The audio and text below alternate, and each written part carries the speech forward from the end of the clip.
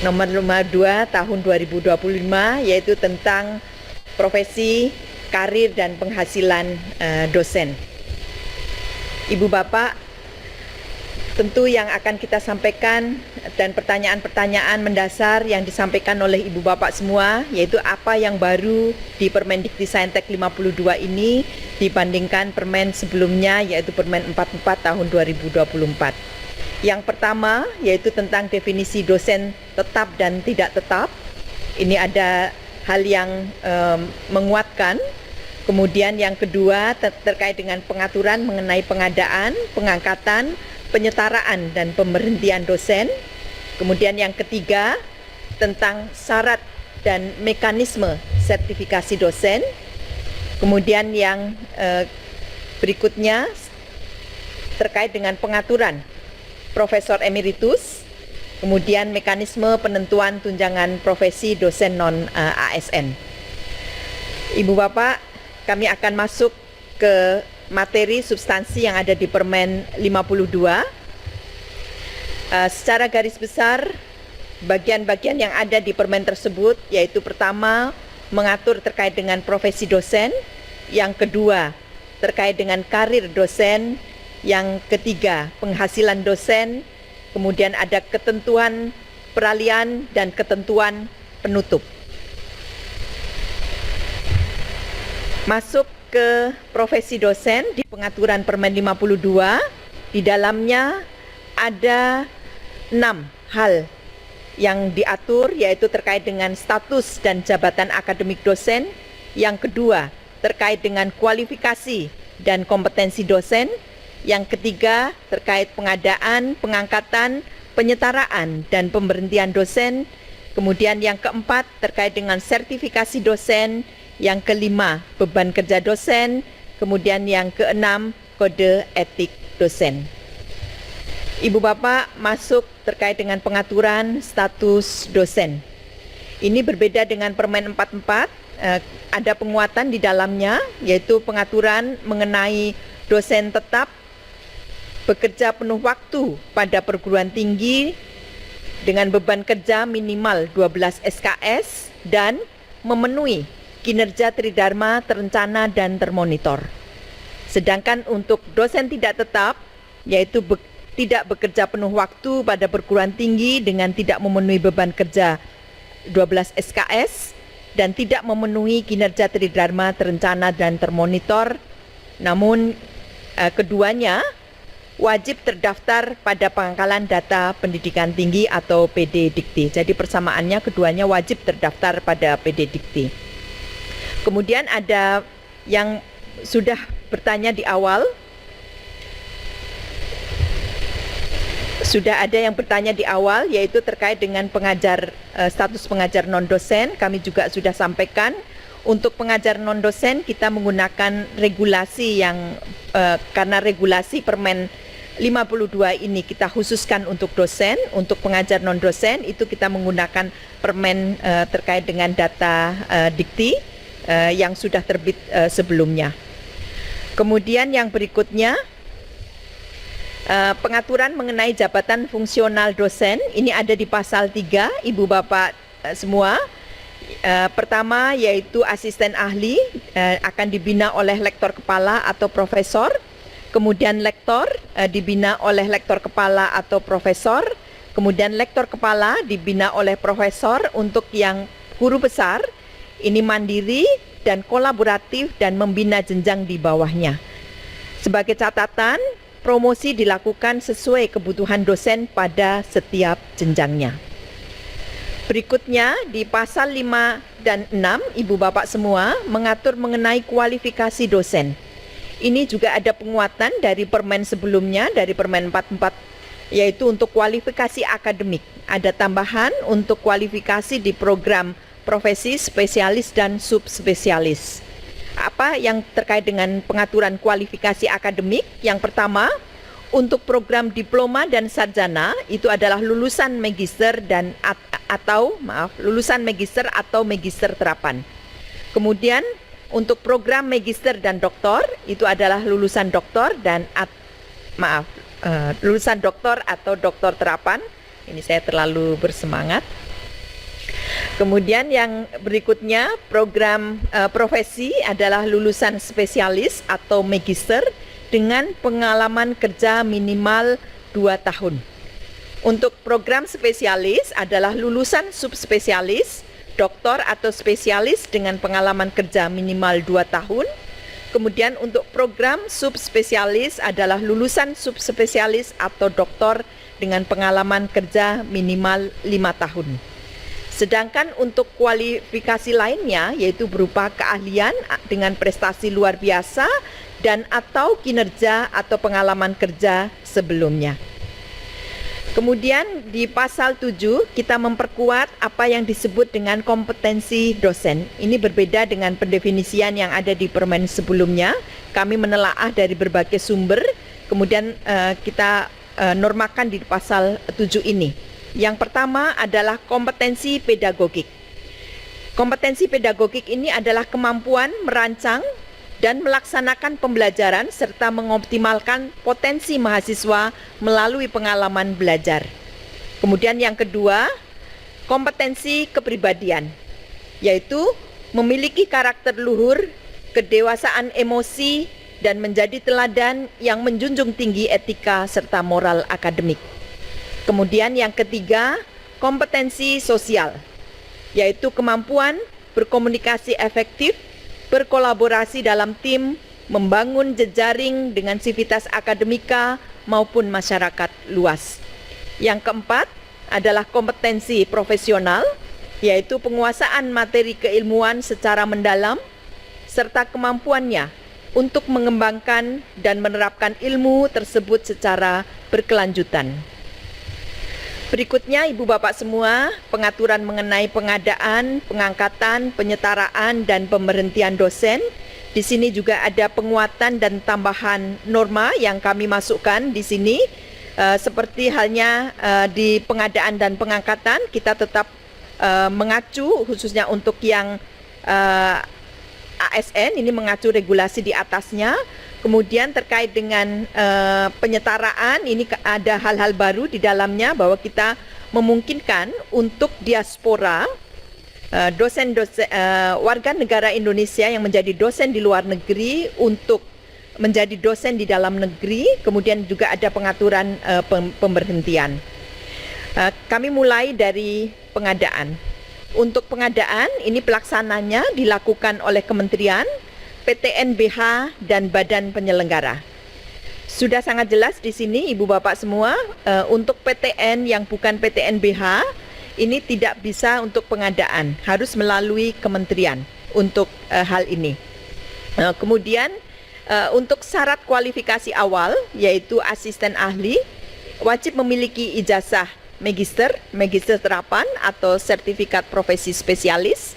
Kemudian untuk lektor wajib memiliki ijazah doktor terapan atau sertifikat profesi subspesialis, dan sebagai dasar pengadaan adalah berdasarkan perencanaan kebutuhan untuk mewujudkan visi, misi, dan tujuan perguruan tinggi. Kemudian untuk pengaturan mengenai pengangkatan, bahwa pengangkatan CPNS ke PNS itu dilakukan berdasarkan formasi jabatan sesuai dengan ketentuan peraturan perundang-undangan. Dan yang kedua, pengangkatan melalui perpindahan dari jabatan lain dilaksanakan sesuai dengan peraturan perundang-undangan. Kemudian untuk penyetaraan, ini ada hal baru Ibu Bapak semua, bahwa dosen tidak tetap dapat beralih status menjadi dosen tetap dengan pengakuan jabatan akademiknya sepanjang jabatan akademik tersebut ditetapkan oleh kementerian.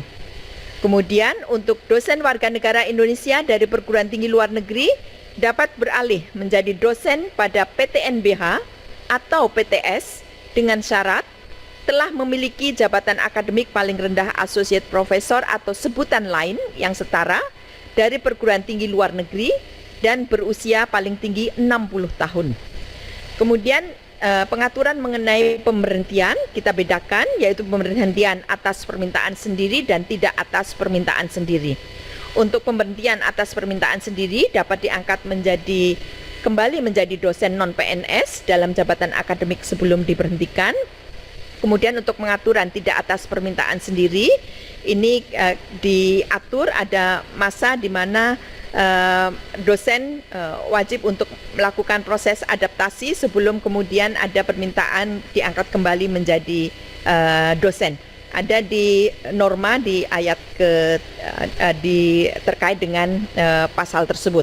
Nanti Ibu Bapak mohon bisa dipelajari. Kemudian yang berikutnya terkait dengan sertifikasi dosen. Untuk sertifikasi dosen ada pengaturan terkait dosen itu sendiri sebagai penerima manfaat dan juga PT penyelenggara. Untuk dosen, persyaratannya adalah untuk mengikuti sertifikasi dosen adalah dosen sebagai dosen tetap. Kita tegaskan di sini, untuk sertifikasi dosen syaratnya adalah sebagai dosen tetap. Kemudian yang kedua, memiliki pengalaman kerja sebagai pendidik pada perguruan tinggi paling singkat 2 tahun. Kemudian yang ketiga, memiliki jabatan akademik paling rendah asisten ahli. Dan yang keempat, lulus sertifikasi yang dilakukan oleh perguruan tinggi penyelenggara. Pengaturan mengenai perguruan tinggi penyelenggara, yaitu pertama, terakreditasi unggul.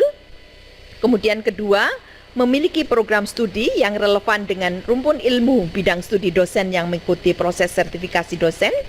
Kemudian yang ketiga, persyaratan lain yang ditetapkan oleh Menteri berupa rekam jejak yang baik dalam pengelolaan dosen. Ibu Bapak semua, pengaturan berikutnya terkait dengan rincian BKD dan ketentuan tugas tambahan. Ada kegiatan untuk kegiatan pokok BKD, yang pertama perencanaan dan pembelajaran, kemudian membimbing dan melatih, kemudian evaluasi pembelajaran, kemudian penelitian, pengabdian masyarakat, dan tugas tambahan. Penjelasan mengenai tugas tambahan yaitu setara 9 SKS itu apabila memiliki peran sebagai pimpinan perguruan tinggi atau fungsi organisasi perguruan tinggi atau peran lain di luar perguruan tinggi. Kemudian untuk kewajiban dosen tugas tambahan yaitu minimal 3 SKS untuk pendidikan dan maksimal 16 SKS untuk total BKD-nya. Ibu Bapak semua, berkaitan dengan kode etik dan kewajiban moral dosen, ini memang berbeda dengan Permen 44 yang melampirkan kode etik yang sangat rinci. Kami melakukan proses telaah dengan Biro Hukum dan tim Ijen, kemudian disederhanakan menjadi norma yang ada di dalam Permen. Apa saja? Yaitu pertama, menjunjung integritas akademik, bahwa dosen wajib menjaga kejujuran dalam pelaksanaan tridharma serta tidak melakukan plagiasi atau pelanggaran karya ilmiah. Kemudian lingkungan aman yang inklusif, menciptakan kampus yang bebas kekerasan, menghormati keberagaman, dan menolak segala bentuk perundungan. Kemudian yang berikutnya menghindari konflik kepentingan, yaitu menjaga profesionalisme dengan menghindari benturan kepentingan pribadi dalam menjalankan tugas. Kemudian menolak gratifikasi, yaitu dilarang menerima imbalan atau memanfaatkan jabatan untuk keuntungan pribadi baik dari mahasiswa atau pihak-pihak terkait. Jadi di sini adalah profesionalitas dosen sebagai kunci mutu pendidikan tinggi. Ibu Bapak semua, masuk ke bagian berikutnya yaitu karir dosen. Ada 2 hal pengaturan, yaitu terkait dengan pengelolaan kinerja dosen dan yang kedua promosi dosen. Apa yang terkait dengan pengelolaan kinerja dosen? Ibu Bapak semua, penetapan indikator kinerja dosen ini ditetapkan oleh Dirjen. Nanti akan ada terkait dengan hal tersebut bahwa IKD dan BKD nanti akan menjadi satu, ya. Dan nanti pimpinan PT dapat menambahkan indikator tersebut yang belum ditetapkan. Kemudian yang kedua, pembinaan kinerja dosen. Yang ketiga, penilaian kinerja dosen yang dilakukan setiap periodik dalam 1 tahun kalender akademik. Berikutnya, regulasi mengenai promosi. Untuk promosi, ada promosi yang reguler dan promosi loncat jabatan dan penyesuaian. Masuk ke yang reguler, Ibu Bapak semua. Untuk yang promosi reguler itu adalah kenaikan 1 tingkat jenjang jabatan akademik bagi dosen tetap sesuai kebutuhan formasi dosen. Kemudian bagi PNS wajib memenuhi ketentuan pangkat golongan sesuai regulasi yang ada. Kemudian untuk loncat jabatan, bahwa akselerasi kenaikan 2 tingkat jenjang jabatan akademik sekaligus ini diberikan kepada dosen dengan pencapaian luar biasa. Syarat dan mekanisme khusus nanti diatur dalam petunjuk teknis. Kemudian yang ketiga, promosi penyesuaian. Bahwa pengakuan jabatan akademik yang dimiliki sebelum menjadi CPNS dilakukan setelah resmi nanti diangkat menjadi dosen PNS. Dan memperhatikan ketersediaan formasi pada jabatan akademik tujuan. Ini kita sudah lakukan dengan Kemenpan RB dan BKN untuk harmonisasi hal tersebut. Ibu Bapak semua, berkaitan dengan promosi reguler untuk persyaratan naik jabatan akademik. Pertama, untuk persyaratan lektor. Untuk asisten ahli tentu menjadi ketentuan di pengangkatan pertama. Untuk naik ke lektor itu pertama harus memenuhi beban kerja dosen, kemudian memenuhi angka kredit pada jabatan lektor dengan proporsi angka kredit penelitian minimal 30%. Ini kita sesuaikan dengan regulasi atau aturan yang pernah kita punya bersama-sama. Kemudian memenuhi indikator kinerja dosen pada jabatan akademik lektor, memenuhi syarat khusus berupa 1 publikasi ilmiah atau 1 hasil karya seni berkualitas dan lulus uji kompetensi. Untuk persyaratan lektor kepala sama, namun untuk angka kredit untuk jabatan lektor promosi ke lektor kepala dengan proporsi untuk penelitiannya yaitu dengan angka penelitian minimal 40%. Kemudian syarat khususnya 1 publikasi ilmiah atau 1 hasil karya seni berkualitas dan lulus uji kompetensi. Berikutnya untuk ke profesor. Untuk ke profesor, karena profesor ini memang satu jabatan akademik atau jabatan akademik tertinggi dan merupakan penilaian yang harus komprehensif dan rekam jejak yang memadai, sehingga kita juga mengkaji dari berbagai regulasi di atasnya. Yang pertama, memenuhi beban kerja dosen, memiliki gelar doktor terapan atau subspesialis, memiliki pengalaman 10 tahun sebagai dosen tetap. Jadi bukan Jafung yang pertama, tapi sebagai dosen tetap.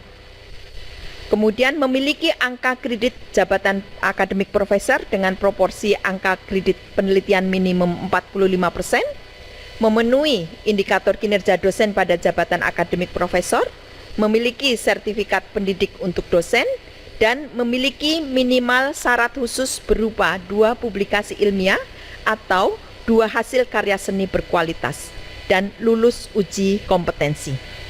Kemudian berikutnya Ibu Bapak semua, ini mengenai pendelegasian kewenangan yang ada di Permen 52 tahun 2025. Untuk asisten ahli, jadi untuk asisten ahli, Ibu Bapak semua, untuk perguruan tinggi swasta yang terakreditasi unggul, ini bisa melakukan untuk penilaian asisten ahlinya, kemudian untuk KL, LPNK, kemudian LL Dikti, kemudian PTNBH, PTN, dan Kementerian Agama. Jadi kewenangannya bisa terlihat di sini. Untuk Kementerian Agama ini kami beri tanda, ini khusus rumpun ilmu agama. Kemudian yang PTNBH nanti melihat ketetapannya ditetapkan oleh kementerian. Kemudian untuk lektor, Ibu Bapak semua, untuk LL Dikti, ya, LL Dikti nanti mengampu untuk PTS, ya, kemudian KL mengampu untuk di lingkungan KL LPNK-nya, kemudian PTN itu sudah bisa mengatur untuk kewenangan lektor seperti halnya sekarang, dan Kementerian Agama. Kemudian yang lektor kepala, Ibu Bapak semua, PTNBH sudah bisa melakukan atau diberi pendelegasian kewenangan untuk melakukan promosi LK. Ya, kemudian yang lainnya sama. Kemudian untuk ke guru besar atau profesor itu sama dengan yang ada di sekarang, yaitu ada di kementerian. Kemudian khusus untuk rumpun ilmu agama ada di Kementerian Agama. Ibu Bapak semua, berikutnya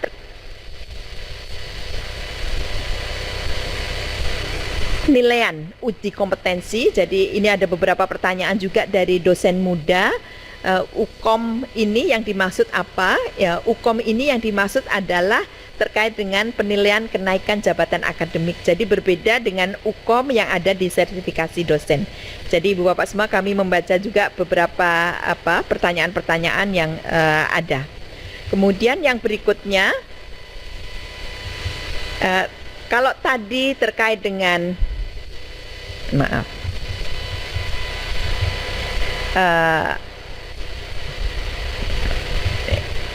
kewenangan, yang ini terkait dengan penetapan atau SK-nya, yang tanda tangan di SK atau yang menerbitkan SK-nya, ya. Jadi ini untuk mengaturnya. Kemudian yang berikutnya, ketentuan baru yaitu dengan Profesor Emeritus, bahwa dosen jabatan profesor yang telah pensiun dan memiliki prestasi itu bisa diangkat pada perguruan tinggi swasta atas persetujuan Senat Universitas.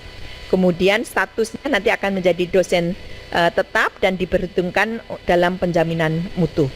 Kemudian ketentuan masa tugasnya, masa tugas berakhir paling lambat pada usia 75 tahun dan menggunakan sebutan Profesor Emeritus yang ditempatkan di depan nama. Kemudian untuk hak dan penghasilan dapat memperoleh pendanaan APBN untuk penelitian dan pengabdian. Kemudian beban kerja ditetapkan oleh pimpinan PTS dan gaji dibayar oleh badan penyelenggara sesuai dengan Undang-Undang Ketenagakerjaan. Kemudian masuk ke pengaturan mengenai penghasilan dosen, yaitu berupa gaji dan tunjangan lain. Sumber dan komponen penghasilan dosen terdiri dari gaji pokok, kemudian tunjangan melekat dan penghasilan lain atau tunjangan khusus.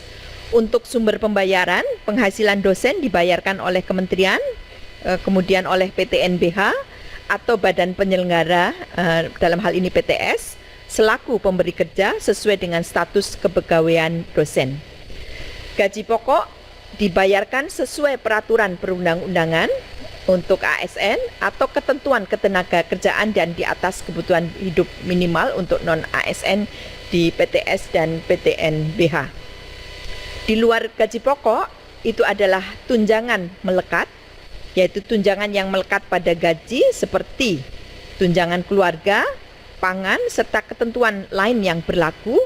Kemudian yang berikutnya penghasilan lain berupa tunjangan khusus meliputi tunjangan profesi, tunjangan fungsional, tunjangan khusus, tunjangan kehormatan, dan maslahat tambahan. Masing-masing sudah dijelaskan di dalam permen tersebut mengenai jenis-jenis tunjangan dosen, yaitu yang pertama untuk tunjangan profesi yang biasa kita sebut sebagai serdos. Ini diberikan kepada dosen tetap yang memiliki sertifikat pendidik untuk dosen, wajib memenuhi beban kerja dan indikator kinerja dosen, dan tidak sedang diberhentikan sementara. Kemudian untuk tunjangan fungsional, ini diberikan kepada dosen PNS dan P3K sesuai ketentuan peraturan perundang-undangan melekat pada jabatan fungsional yang diemban. Kemudian untuk tunjangan kehormatan diberikan khusus pada dosen dengan jabatan akademik profesor, profesor yang diperoleh saat berstatus sebagai dosen tetap dan wajib memenuhi kewajiban khusus profesor yang ditetapkan. Kemudian tunjangan khusus ini berkaitan dengan dosen yang bertugas di daerah khusus dan dosen yang diangkat atau ditugaskan oleh pemerintah atau badan penyelenggara. Terkait dengan besaran dan penghentian tunjangan, untuk tunjangan profesi yang biasa kita sebut sebagai serdos, ini adalah 1 kali gaji pokok berlaku bagi dosen ASN dan non-ASN dan ada penyetaraannya. Di dalam lampiran Permen 52 sudah kami sertakan untuk lampiran penyetaraan tersebut. Kemudian untuk tunjangan kehormatan guru besar itu adalah 2 kali gaji pokok, ini khusus untuk profesor. Kemudian untuk tunjangan khusus itu adalah 1 kali gaji pokok bagi dosen di daerah khusus yang sudah ditetapkan oleh kementerian. Kemudian yang berikutnya ada pengaturan mengenai pembatalan tunjangan, bahwa Kementerian membatalkan tunjangan profesi, tunjangan khusus dan atau tunjangan kehormatan bagi dosen yang tidak lagi memenuhi persyaratan tunjangan dan atau terbukti melakukan pemalsuan dokumen persyaratan untuk tunjangannya. Berikutnya ini penyetaraan tunjangan profesi yang non ASN, ini juga sangat ditunggu oleh teman-teman dari dosen PTS, dan ini ada di dalam lampiran Permen 52. Kami mengatur untuk gradasi dari penyetaraannya, dari mulai asisten ahli, lektor, lektor kepala, profesor, sehingga ada acuan atau dasar di dalam pemberian tunjangan profesi untuk non ASN. Dan ada beberapa catatan di bawahnya, Ibu Bapak semua, bahwa masa kerja ini sesuai dengan pertama kali pengangkatan sebagai jabatan akademik dosen yang tercatat dalam sistem yang dikelola kementerian. Kemudian ada catatan yang kedua, itu yaitu hanya berlaku bagi dosen yang telah memiliki SK in passing sampai dengan tahun 2025. Sebagai informasi bahwa setelah ini kita tidak melakukan SK in passing untuk dosen PTS. Kemudian yang berikutnya ada catatan yang ketiga, yaitu yang di 4E, ini untuk mendapatkan tunjangan setara 4E harus memenuhi persyaratan tambahan 200 angka kredit. Jadi ini pengaturan yang tentu sangat ditunggu oleh teman-teman dosen PTS. Berikutnya Ibu Bapak semua terkait dengan penghasilan dosen untuk penghasilan lain, yaitu terkait dengan tunjangan profesi, di mana persyaratan pembayaran tunjangan profesi ini adalah memiliki serdos untuk dosen yang diperoleh pada saat berstatus sebagai dosen tetap, tidak sedang diberhentikan sementara dari jabatan dosen, merupakan dosen tetap sesuai dengan data kementerian, memenuhi PKD, memenuhi IKD, dan belum memasuki batas usia pensiun dosen. Kemudian kementerian memberikan tunjangan fungsional kepada dosen PNS dan dosen pegawai pemerintah dengan perjanjian kerja sesuai dengan ketentuan peraturan perundang-undangan. Kemudian dosen tetap yang telah memiliki serdos untuk dosen pada saat berstatus sebagai dosen tidak tetap dapat diberikan tunjangan profesi setelah melakukan penyesuaian sertifikat pendidik untuk dosen. Kemudian berikutnya untuk penghitungan tunjangan atau penghasilan lain berupa tunjangan khusus, bahwa kementerian memberikan tunjangan khusus kepada dosen yang bertugas pada perguruan tinggi yang berada di daerah khusus sesuai dengan ketentuan peraturan perundang-undangan. Kemudian tunjangan khusus diberikan kepada dosen yang diangkat oleh pemerintah, penyelenggara pendidikan tinggi, satuan pendidikan tinggi yang diselenggarakan masyarakat atau ditugaskan oleh pemerintah pada perguruan tinggi di daerah khusus. Kemudian yang ketiga, persyaratan pembayaran tunjangan khusus yaitu tidak sedang diberhentikan sementara, kemudian belum memasuki batas usia pensiun. Kemudian untuk tunjangan kehormatan, Kementerian memberikan tunjangan kehormatan kepada dosen dengan jabatan akademik profesor yang memenuhi persyaratan. Kemudian persyaratan pembayaran tunjangan kehormatan itu adalah merupakan dosen tetap sesuai dengan data kementerian. Kemudian jabatan akademik profesor diperoleh pada saat berstatus sebagai dosen tetap. Kemudian tidak sedang diberhentikan sementara dari jabatan dosen, memenuhi beban kerja dosen, memenuhi indikator kinerja dosen, dan belum memasuki batas usia pensiun dosen. Kemudian dalam hal dosen tidak dapat memenuhi beban kerja dan indikator kinerja dosen, tunjangan profesi dan kehormatan bagi profesor diberhentikan sementara sampai beban kerja dan indikator kinerja dosen dipenuhi. Ibu Bapak semua sedikit memberikan gambaran hubungan antara BKD atau beban kerja dosen dan indikator kinerja dosen atau IKD. IKD ini adalah ada di dalam lingkup beban kerja dosen, di mana IKD ini adalah indikator pada setiap jabatan akademik dosen. Misalkan profesor itu punya tuntutan atau punya tanggung jawab pada jabatan akademik profesor harus menghasilkan apa. Kemudian lektor kepala pun demikian, lektor pun demikian, asisten ahli demikian. Ini nanti pengaturannya ada di dalam Juknis. Mohon doanya Juknis bisa segera kita sosialisasikan karena kami bekerja paralel antara Permen dengan Juknisnya. Mudah-mudahan tanggal 2 bisa kita sosialisasikan. Tanggal 2 atau tanggal 2 atau Senin awal tahun depan ini sedang kita finalisasi. Kemudian yang berikutnya Ibu Bapak semua masuk ke ketentuan peralihan. Untuk dosen ASN di PTS tetap bertugas pada PTS yang bersangkutan sampai adanya pemindahan atau pemberhentian resmi sesuai ketentuan perundang-undangan. Kemudian mengenai profesor kehormatan, bahwa masa jabatan bagi yang telah memperoleh gelar profesor kehormatan tetap diakui hingga berakhir sesuai dengan SK pengangkatan. Kemudian mengenai perhitungan kinerja dosen sebelum peraturan ini berlaku tetap diperhitungkan dalam penilaian kinerja dan proses promosi kenaikan jabatan. Kemudian mengenai usulan kenaikan 2025 ini masih menggunakan Kepmen 63. Jadi yang terakhir ini adalah yang BUP. Kemudian nanti di 2026 sudah ada Juknis yang baru. Berikutnya Ibu Bapak semua, ketentuan penutup. Pada saat peraturan menteri ini mulai berlaku, Permen nomor 44 tahun 2024 tentang profesi, karir dan penghasilan dosen dicabut dan dinyatakan tidak berlaku. Dan peraturan menteri ini mulai berlaku pada tanggal diundangkan, yaitu 24 Desember tahun 2025. Demikian Ibu Bapak semua, semoga bisa menangkap semua esensi yang ada di dalam Permen 52. Tentu masih dalam cakupan melihat menyeluruh seperti itu Ibu Bapak semua.